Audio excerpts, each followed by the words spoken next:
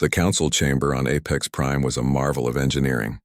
It floated in the center of the massive station, a sphere of transparent material that showed the stars in every direction.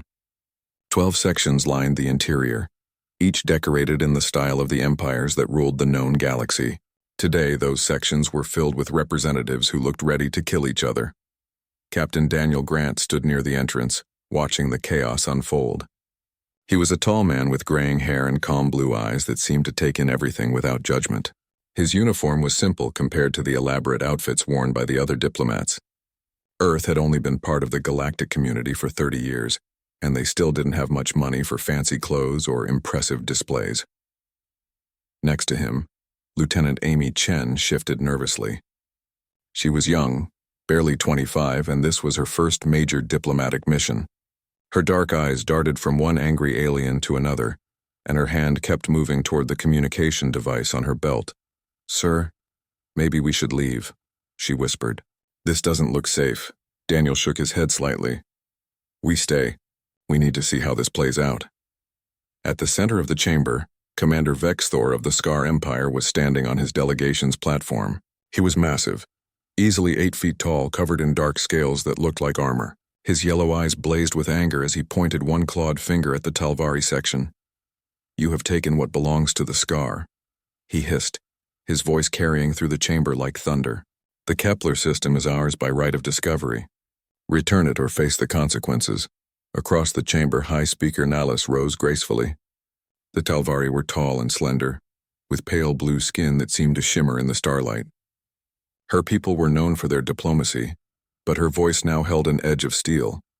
"The Kepler system was abandoned by your people 300 years ago," she said. "Under galactic law, unclaimed systems may be settled by any civilization.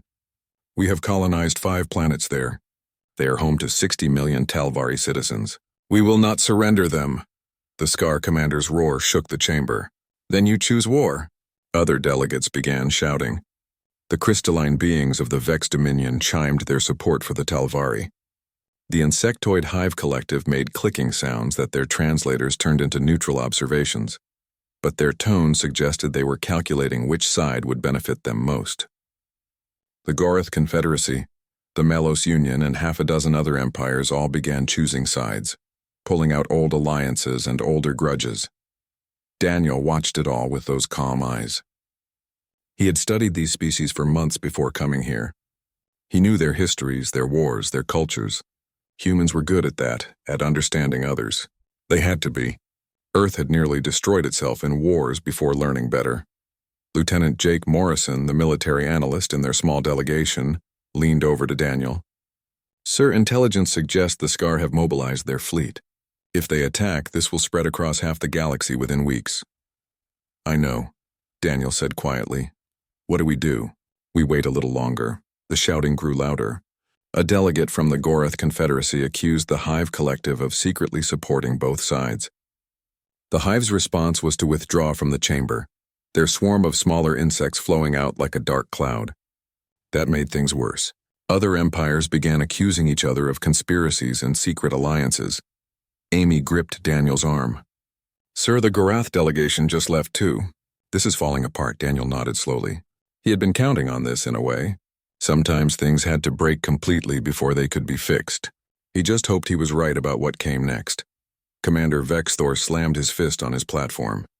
"We are done talking. The Scar Empire will take back what is ours. If any of you stand in our way, you will burn with the Talvari." The Scar delegation began to leave. High Speaker Nallus called after them, her voice full of cold fury. "Then we will meet you in battle, and your empire will learn the cost of aggression." Half the remaining delegates stood to leave. Ancient protocols were being abandoned.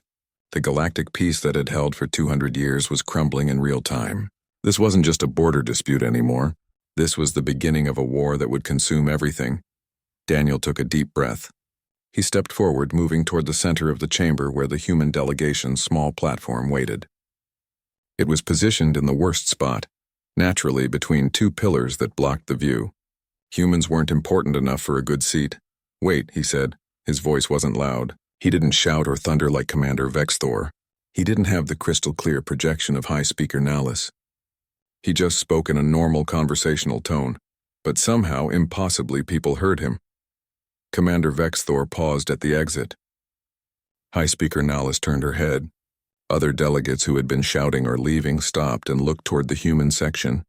Amy stared at her captain in shock. Jake Morrison raised his eyebrows. Neither of them understood what had just happened. Daniel's voice shouldn't have carried that far. It shouldn't have cut through the noise. But it had. Daniel stepped fully onto the human platform. He didn't look angry or urgent. He looked like someone about to tell a story to friends. "Before we all leave," he said in that same quiet voice, "I'd like to tell you about a planet called Earth." "We don't have time for your primitive stories, human," Commander Vexthor growled. But he hadn't left. He was still standing there listening. "This will only take a moment," Daniel continued. "You see, Earth was once like this. We had hundreds of nations, all of them armed, all of them certain they were right. We fought wars that killed millions. We built weapons that could destroy entire continents. We came very close to making our whole planet uninhabitable." High Speaker Nahlis crossed her arms. "And you think this is relevant because?" Daniel smiled slightly. "Because we learned something important. We learned that some victories aren't worth the cost.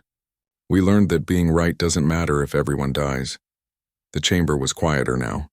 Delegates who had been ready to storm out were standing still, waiting to hear what this human would say next.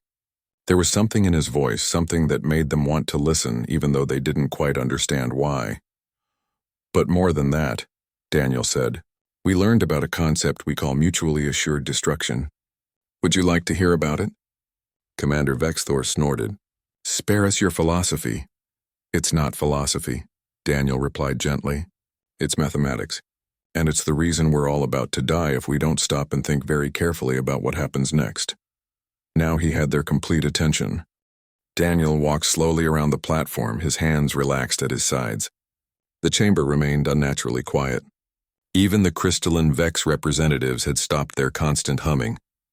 Everyone was watching the human who spoke so softly yet commanded such attention.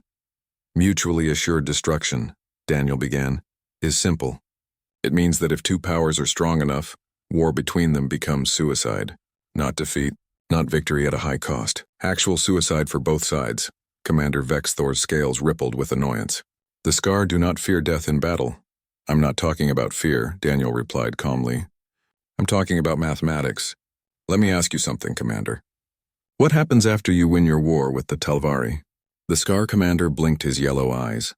"We reclaim our territory. We expand our borders. We grow stronger, do you?" Daniel turned to face him directly. "Let's think about this step by step. You attack the Talvari Commonwealth. They're not weak. The fight will cost you, what, 20% of your fleet? Maybe 30? High Speaker Nahlis spoke up. "It will cost them more than that. The Talvari military is among the finest in the galaxy." Daniel nodded. "Let's say 40% then." "Commander Vexthor, while you're fighting the Talvari, what is the Vex Dominion doing?" The crystalline being representing the Vex Dominion chimed something that the translator rendered as cold amusement. "We would be securing our interests naturally." "Your interests," Daniel repeated. "You mean the disputed border zones you've been arguing about with the Scar for the last century. The ones you haven't taken because the Scar fleet was too strong. But now with 40% of their ships destroyed or damaged, the Scar wouldn't be too strong anymore, would they?"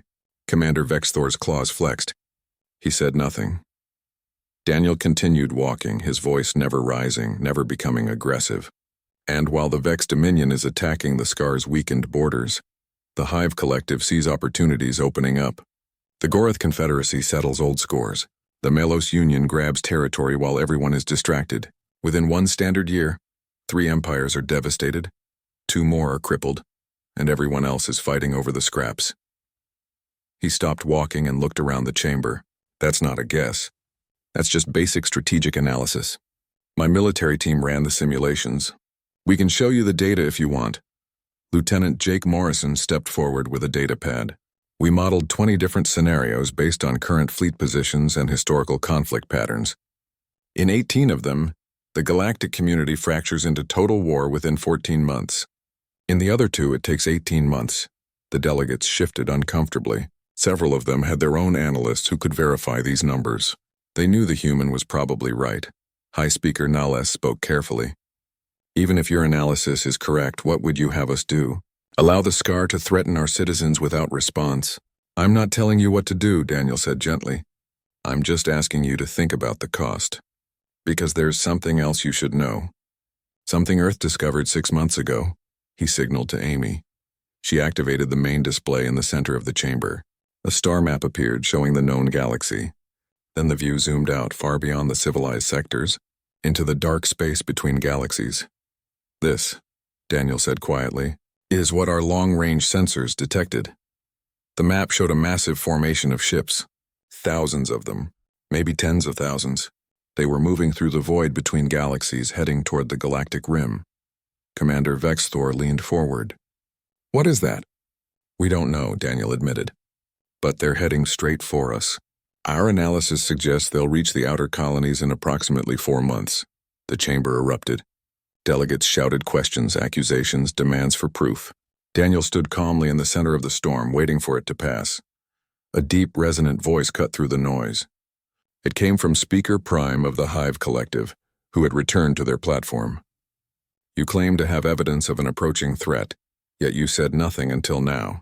Why should we believe this is not a fabrication designed to manipulate us? Daniel looked at the swarm of insects that made up the Hive representative. We tried to tell you 3 months ago. Earth Command sent official warnings to the Council. They were dismissed as either a hoax or an exaggeration. We were told that a species that had only been in space for 30 years couldn't possibly have better sensors than civilizations that had been starfaring for millennia.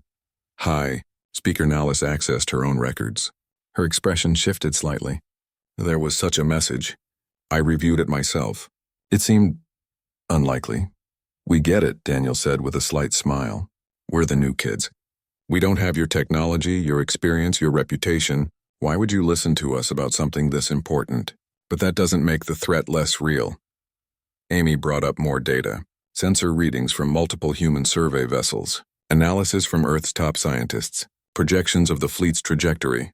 Everything they had compiled over 6 months of tracking this mysterious armada. Jake Morrison provided the technical breakdown. These ships are using gravitational currents to mask their approach. They're running completely dark.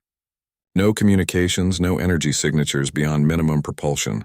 That's why your sensors haven't detected them. They're not looking for something that's actively hiding. The Vex Dominion representative studied the data. If this is accurate, these vessels are enormous. Each one appears to be larger than any dreadnought in service. That's our analysis too, Jake confirmed. Commander Vexthor crossed his massive arms. This could still be a trick. The humans could have fabricated this data to prevent our righteous war against the Talvari. Daniel nodded slowly. That's possible. We could be lying. But let me ask you something, Commander. If we were lying, if we made all this up, what would we gain? Earth is on the galactic rim. We're far from any of your disputed territories. We have no trade agreements worth protecting. No political alliances to maintain. What possible reason would we have to interfere in your wars? He let the question hang in the air. Then he continued in that same quiet voice. The truth is simpler. We saw something that scared us. We tried to warn you. You didn't listen. So I came here in person to try again. Not because Earth needs the Galactic Council. We'll prepare for this threat whether you believe us or not. We'll fortify our borders, mobilize our fleets, do everything we can to survive. Daniel looked around the chamber, making eye contact with each delegate. But we learned something from our own history. We learned that when a real threat comes, the species that survive are the ones that work together. The ones that put aside their pride and their anger and their territorial disputes long enough to face the danger as one. He paused. We also learned that even when others treat you badly, even when they dismiss you and look down on you, you still warn them when you see danger coming. Because that's what civilized beings do. The chamber was silent again. Not the angry silence from before, but something different. Thoughtful, uncertain. High Speaker Nalles spoke first. If what you say is true, we need to verify it. Send a joint investigation fleet to these coordinates. I agree, chimed the Vex Dominion representative.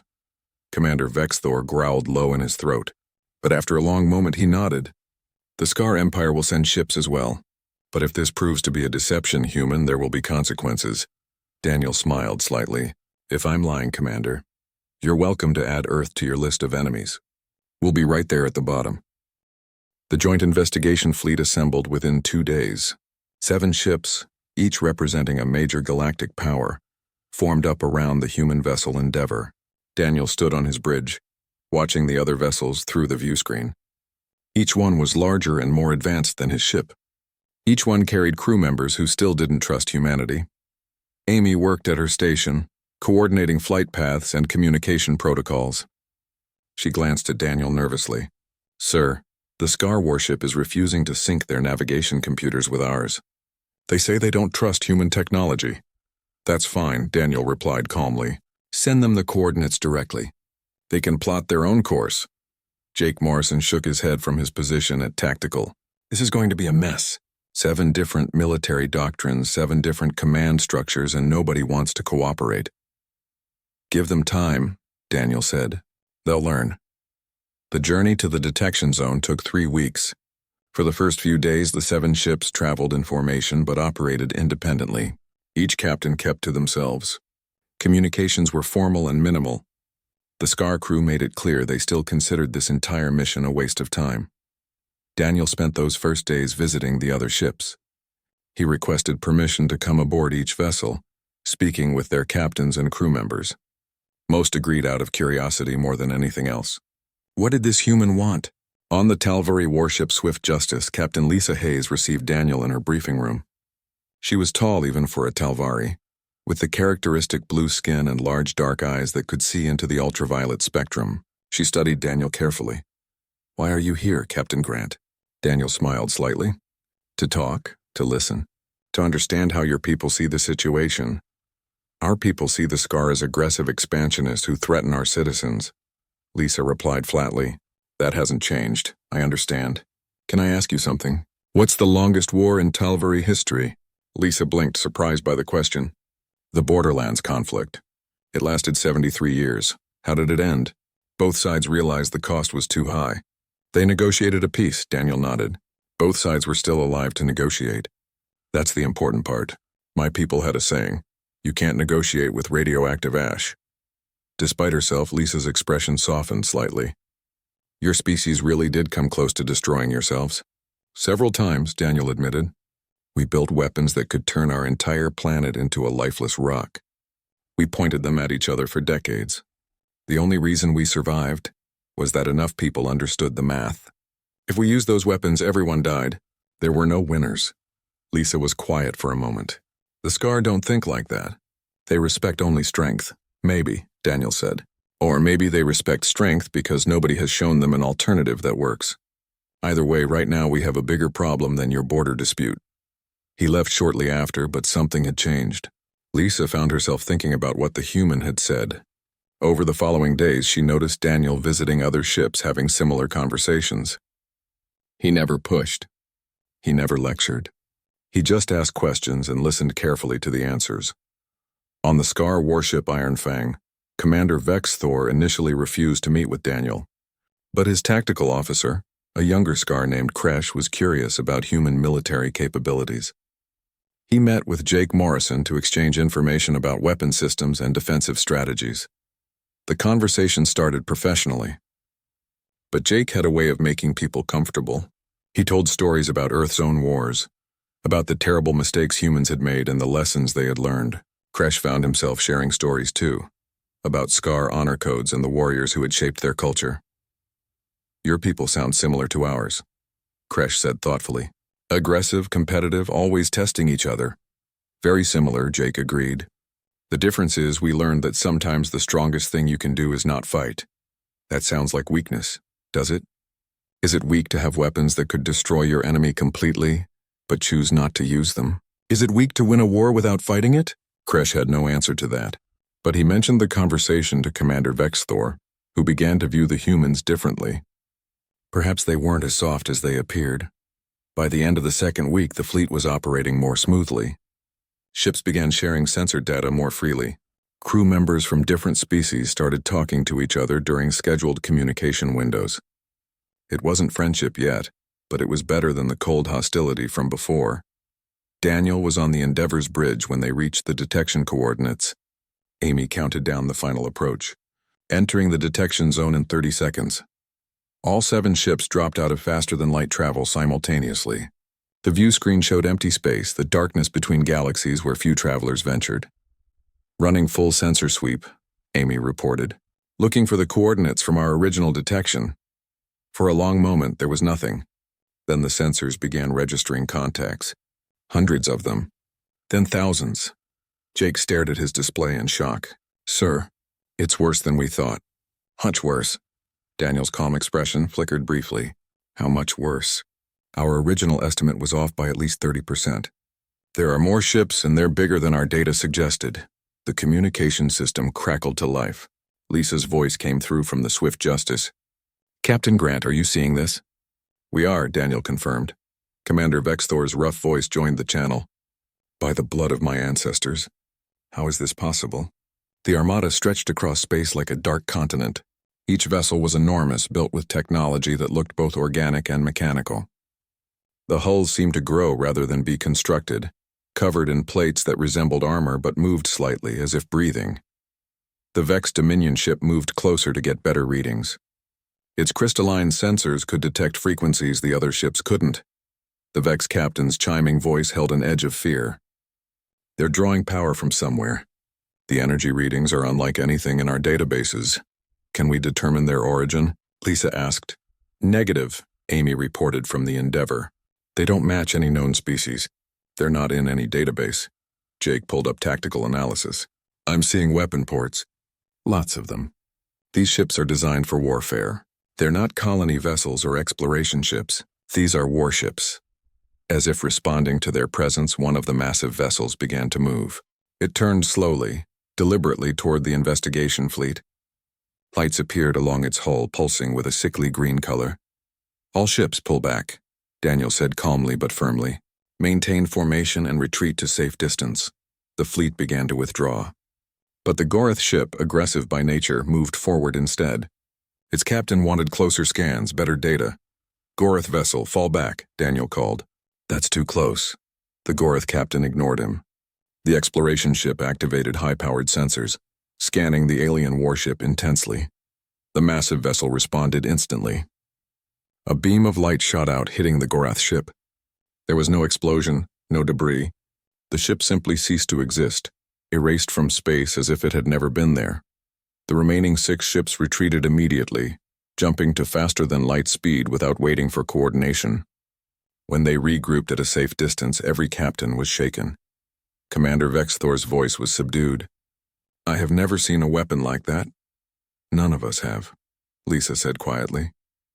Daniel studied the data they had collected. His expression was grim. Now you know what we're facing. This armada will reach the outer colonies in less than 4 months. If we're still fighting each other when they arrive, we won't stand a chance. Speaker Prime of the Hive Collective had been silent until now. Their swarm-translated voice resonated through the communication system. The question is no longer whether to believe the humans. The question is whether we can survive what is coming. Daniel looked at the data one more time. We can survive. But only if we work together. Only if we stop seeing each other as enemies and start seeing each other as allies. Pretty words, Commander Vexthor said. But how do we fight something that can erase ships from existence?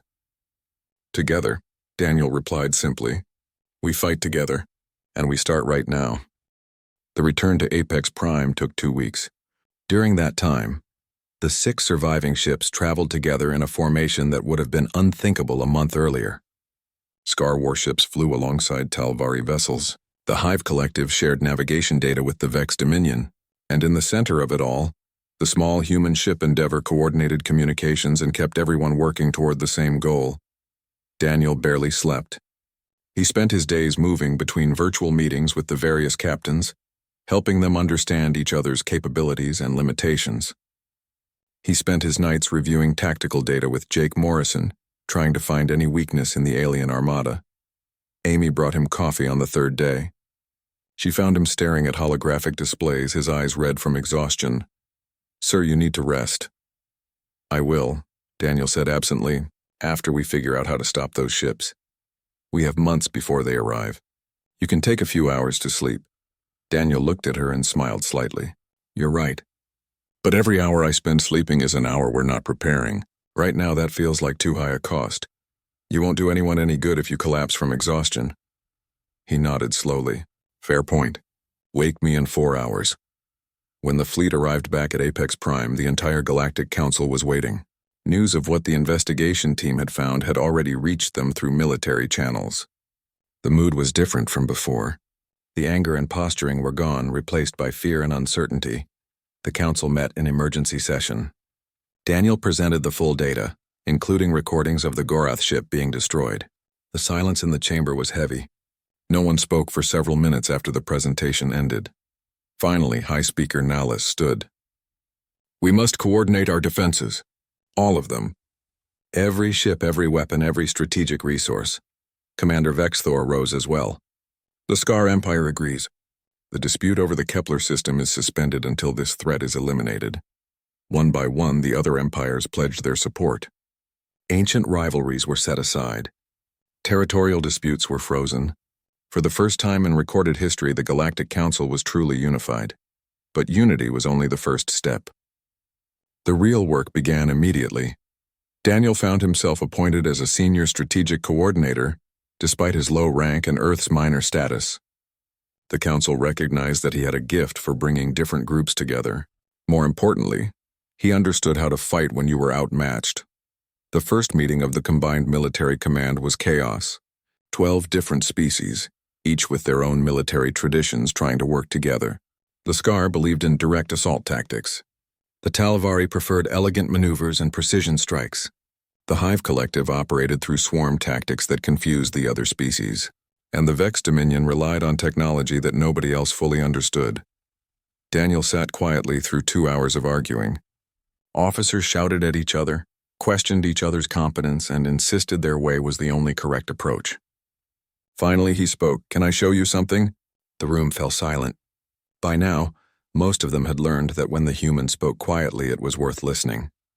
Daniel activated a display showing Earth's old wars. This is the Battle of Midway. 2 naval forces fighting for control of a strategic location. One side had more ships, better equipment, and superior training. They should have won easily. He showed them how the battle played out. The smaller force had used intelligence, timing, and coordination to defeat a much stronger enemy.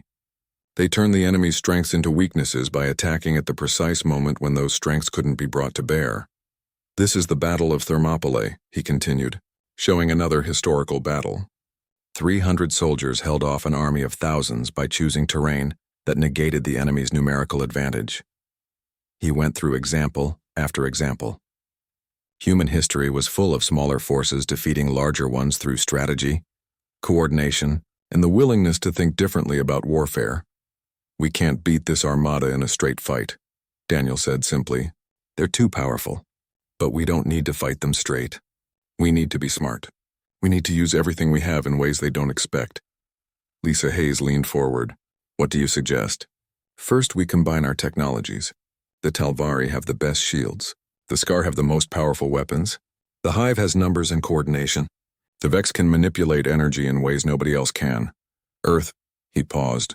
Earth has experience fighting wars we couldn't afford to lose. Jake Morrison stood and took over the presentation. We've analyzed the limited data we have on the enemy. They seem to operate with a centralized command structure. The ships move in perfect coordination, but they don't show individual initiative. That's a weakness. How so? Asked a Scar admiral. Because if we can disrupt that coordination even briefly, we create chaos in their ranks. Chaos we can exploit. The Hive Collective's representative, Speaker Prime, made a series of clicks. You speak of something similar to our own collective intelligence. But our minds are also individuals. We maintain autonomy within unity. These invaders seem to have no individual thought. Exactly, Jake said, which means they might be vulnerable to certain types of interference. If we can identify their command signals, we might be able to jam them. Over the following weeks, the plan took shape. The combined fleet would establish defensive lines at key strategic points. They would use the Talvari's shield technology to protect their positions. They would arm their ships with modified Scar weapons that packed more destructive power than anything previously used. They would deploy Hive Collective fighters in swarms that could overwhelm enemy targeting systems. And they would use Vex energy manipulation to disrupt the enemy's coordination. But they needed more time. Time to build ships, train crews, and establish the defensive positions. Time they didn't have. Daniel spent his days moving between different fleet command centers. He mediated disputes between admirals who came from cultures that had been enemies for centuries. He helped translate military terminology between species that thought about warfare in completely different ways. And somehow, slowly, it began to work. One evening, he found himself in a bar on Apex Prime. It was a neutral space where officers from different species could relax away from the formal military environment. Daniel sat alone at a table, nursing a drink and reviewing tactical reports on his datapad. Commander Vexthor approached.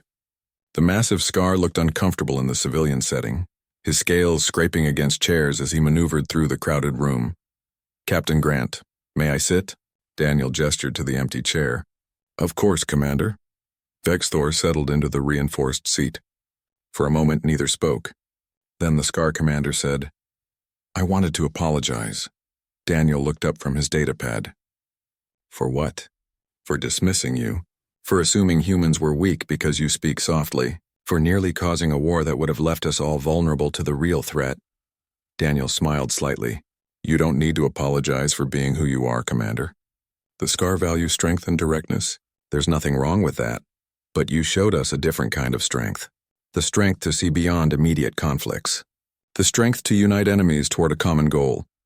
Vexthor's yellow eyes studied Daniel carefully. "How did humans learn this?" "By failing," Daniel said honestly. "By making every mistake possible.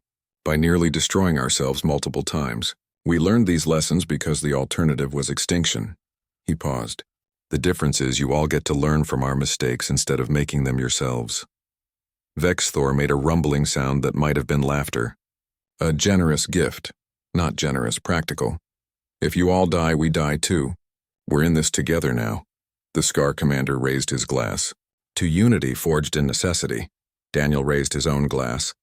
"To survival earned through cooperation." They drank together, and in that moment something shifted. It wasn't just two individuals anymore. It was a symbol of what the entire galaxy was becoming. Lisa Hayes entered the bar a few minutes later. She saw Daniel and Vexthor together and smiled. She joined them, and soon other officers from other species did the same. By the end of the evening, the table was crowded with beings who had been strangers or enemies just weeks before. They traded stories about their homeworlds. They laughed at the differences in their cultures and found commonalities they hadn't expected. And they planned together for the battle that was coming. Daniel watched it all with quiet satisfaction. This was what victory looked like before any shots were fired. Not weapons or tactics or technology, just people learning to see each other as allies instead of threats. The Armada was still coming. The battle would still be desperate, but now at least they had a chance. The Armada arrived 3 weeks early. The defensive preparations weren't complete. Half the planned fortifications were still under construction. Several fleets hadn't reached their assigned positions, but there was no more time. The enemy was here. Daniel stood in the command center on Apex Prime, watching the tactical displays with dozens of officers from every major species. The walls showed real-time feeds from the outer defensive line. Hundreds of ships from the combined fleet faced the approaching darkness. Commander Vexthor's voice came through the communication system from his flagship. "Enemy contact confirmed. They're not slowing down. They're coming straight at us. All ships hold the line," Daniel said calmly. "Wait for them to enter firing range." The alien vessels moved forward like a dark tide. They didn't break formation. They didn't send scouts ahead. They simply advanced with mechanical precision, thousands of ships moving as one. Lisa Hayes commanded the center defensive position. Her voice was steady despite the fear everyone felt. "Talvari shields at maximum. All ships, lock shields together." The combined fleet had practiced this maneuver for weeks. The Talvari shield technology, when networked across multiple ships, created a barrier stronger than anything a single vessel could generate. Blue energy fields flickered to life, connecting ship to ship until the entire defensive line glowed with protective light. The enemy opened fire first. Green beams lanced through space, striking the shields with terrible force. The energy fields held, but barely. Ships rocked from the impact. Several smaller vessels were thrown out of formation. "Return fire," Daniel ordered. The combined fleet unleashed everything they had. Scar plasma weapons. modified to operate at higher temperatures than safety regulations normally allowed. Vex energy disruptors that twisted space itself. Human kinetic weapons that hit with the force of small asteroids. Hive collective fighters swarming between the capital ships, attacking weak points with coordinated precision. The alien ships began to take damage. Hulls cracked. Some vessels fell out of formation, but for every enemy ship damaged, they destroyed 2 of the defenders. The mathematics were brutal and clear. At this rate, the defensive line would break within hours. Jake Morrison worked at his station, analyzing enemy patterns. "Sir, I'm seeing it. They're definitely operating with centralized command. Watch how they all adjust course at exactly the same moment. No delays, no individual decision-making. Can we identify the command signals?" Daniel asked, working on it. "The Vex sensors are picking up something. A frequency that pulses just before each coordinated movement. If we can jam that frequency, how long?" "I need more data." "The Hive Collective is closest to their main formation. If they can get their sensors in deeper." Daniel opened a channel to Speaker Prime. "We need you to push forward. Get your fighters into their formation. We're looking for a specific signal frequency." "Understood," the Hive responded. "We accept the risk." Thousands of Hive fighters, each piloted by a small swarm of insects sharing a collective consciousness, dove into the enemy formation. They were small enough to slip between the massive warships, fast enough to avoid most defensive fire. They transmitted sensor data continuously, even as dozens of fighters were destroyed each second. "Getting it," Jake said, his fingers flying across his console. "The frequency is there, I've got it. Can we jam it?" "Maybe. The Vex can generate a counter frequency, but it needs to be powerful. Very powerful. And it needs to be broadcast from inside their formation." Daniel looked at the tactical display.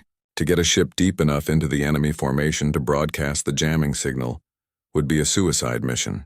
The vessel would never make it back out. Amy realized what he was thinking. "Sir, no. You can't." "I'm not planning to," Daniel said quietly. "But someone has to." Before he could ask for volunteers, Lisa's voice came through. "I'll do it. The Swift Justice has the best shields and the fastest engines. We have the best chance of getting deep enough." "Lisa, you'll be destroyed," Daniel said. "Probably," she agreed. "But if it works, the rest of the fleet will have their chance." "That's worth it," Commander Vexthor's rough voice joined in. "The Tal'Vari shouldn't go alone. The Scar will accompany them. We'll draw fire and give them time to position." Other captains volunteered. Within minutes, a strike force of 15 ships had assembled. They were the fastest vessels from each species, crewed by volunteers who understood they might not return. Amy coordinated the mission from the Endeavor. "Broadcasting the jamming frequency parameters now. Once you're in position, the Vex ship will activate the signal. You'll need to maintain position for at least 5 minutes for the effect to spread through their fleet." 5 minutes, Lisa repeated. "Understood." The strike force broke from the defensive line and accelerated toward the enemy. They moved in a tight formation, with the Scar warships on the outside taking the brunt of enemy fire. Ships were hit. Shields failed. 2 Scar vessels exploded, sacrificing themselves to protect the others. The remaining ships pushed deeper. They reached the heart of the enemy formation, surrounded by hostile vessels on all sides. The Vex ship activated the jamming signal, broadcasting the counter frequency at maximum power. For a moment, nothing happened. Then, like a wave spreading across water, the effect rippled through the enemy fleet. Ships that had been moving in perfect coordination suddenly became erratic. Some stopped completely. Others collided with each other. The mechanical precision that had made them so dangerous vanished. "It's working," Jake shouted. "Their coordination is breaking down." "All ships attack now," Daniel commanded.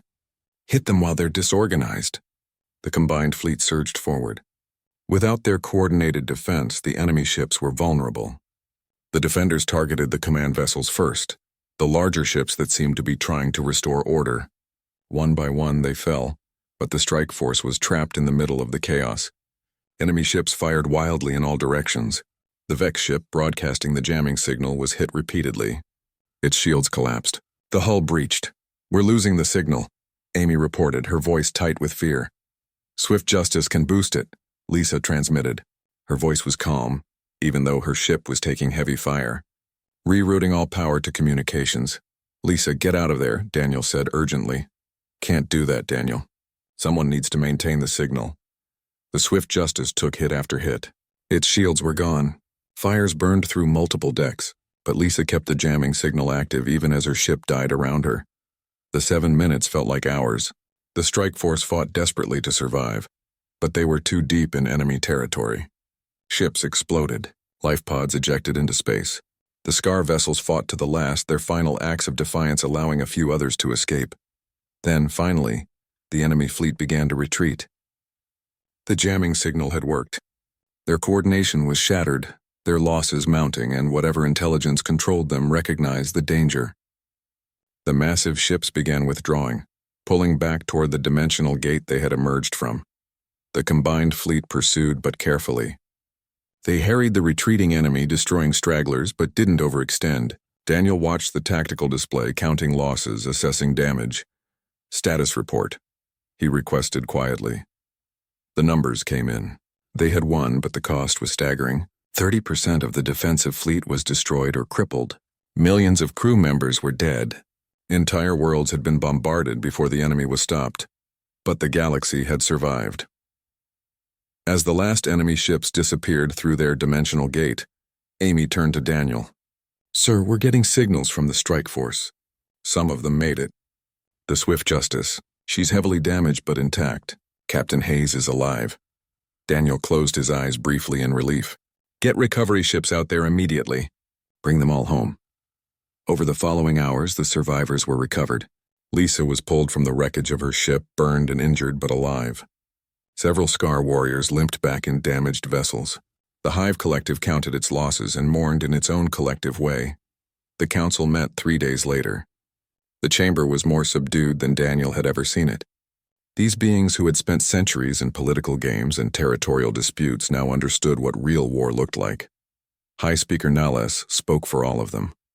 "We owe our survival to unity, to cooperation, to the human who showed us a different way." Daniel shook his head slightly. "I didn't do anything special. I just asked the right questions." "You did more than that," Commander Vexthor said. The Scar Commander's scales bore new scars from the battle. "You taught us that strength comes in many forms. That speaking softly doesn't mean thinking small, that the quietest voice can carry the most weight." The council voted unanimously to establish a permanent unified government. Earth, despite being one of the smallest and newest members, was chosen to host the new capital. Not because of their military might or economic power, but because they had demonstrated something more valuable: the wisdom to bring others together. Daniel stood in the Endeavor's observation deck that night looking at the stars. They had won, but the cost weighed on him. All those lives lost, all those ships destroyed, all because the galaxy had been too busy fighting itself to prepare properly for the real threat.